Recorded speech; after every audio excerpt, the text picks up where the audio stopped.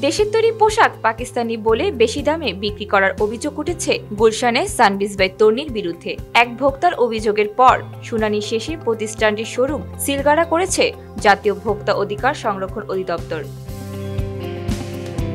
সোমবার গুলশানের shooting club এলাকায় পুলিশ প্লাজা মার্কেটে বিশেষ অভিযান পরিচালনা করে প্রতিষ্ঠানটি বন্ধ করা হয়। ভোক্তা অধিদপ্তরের সহকারী পরিচালক আব্দুল জব্বার মণ্ডল অভিযান পরিচালনা করে।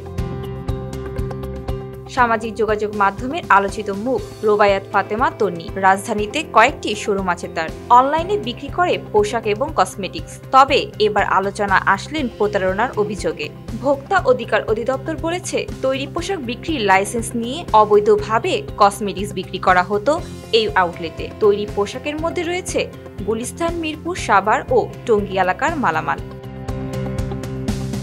অভিযান পরিচালনার সময় আব্দুল জব্বার মণ্ডল বলেন, ভোক্তা অধিদপ্তরের অভিযোগে সফটওয়্যারে এই প্রতিষ্ঠান নিয়ে বেশ কিছু অভিযোগ এসেছে।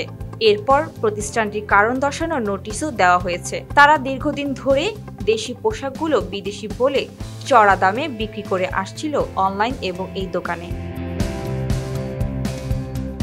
তিনি আরো বলেন, তারা অনলাইনে পাকিস্তানি ড্রেস বিক্রি করে, কিন্তু ডেলিভারি দেওয়ার সময় দেশি ড্রেস দেয়। শত শত কাস্টমার এইভাবেই প্রতারিত হচ্ছে। প্রতারণার বিষয়ে অভিযোগ এলে তাদের শুনানির জন্য নোটিশ করা হয়েছে। তারা সেটি দেখেও জবাব দেয়নি। তারা যেহেতু কোনো জবাব দেয়নি, উপস্থিত হয়নি, আমাদের কাছে মনে হয়েছে এইসব অভিযোগের সত্যতা রয়েছে।